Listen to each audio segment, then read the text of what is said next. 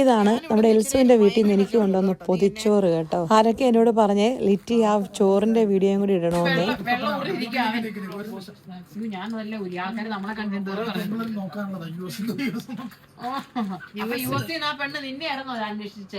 അതല്ല, അത് മറ്റേനെയാ.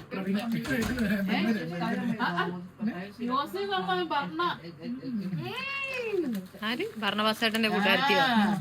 ഒരിക്കലും ഞാൻ വിളിച്ച എത്ര റബ്ബർമാനടി ഞാൻ വിളിച്ചാ തിരിച്ചു വിളിക്കാത്തവനാ. ലിറ്റിമോളെ പറ ആരെന്നെ തപ്പിയത്?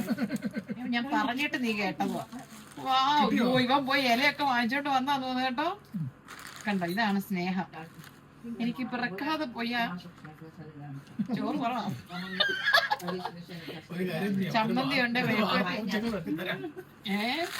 അയ്യോ പപ്പടം പൊടി. അപ്പൊ അവനെ കിട്ടി. അപ്പടാ എടുക്കടാ. എടി, ഓ മൈ ഗോഡ്, ഇലക്കകത്തൊക്കെ ചോറ്. നിങ്ങളുടെ വീട്ടിൽ എങ്ങനെ ഇല വന്ന എൽസു? അവൻ വാങ്ങിച്ച എനിക്ക് പൊതിച്ചോറ് തട്ടി തരാൻ വേണ്ടി. അവൻ ചിരിക്കുന്നു. എടാ താങ്ക് യു സോ മച്ച് എന്ന്.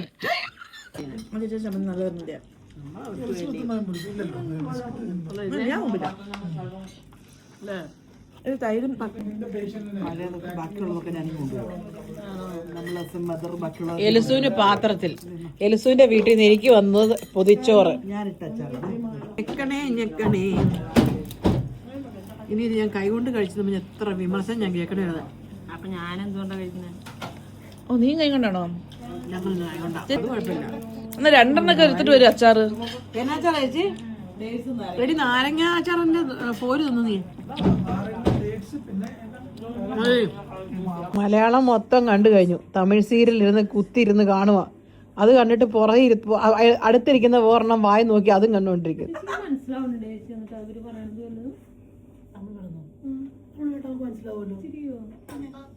എന്നാലും എന്റെ പൊന്നെ എലിസു സമ്മതിക്കണം കേട്ടോ.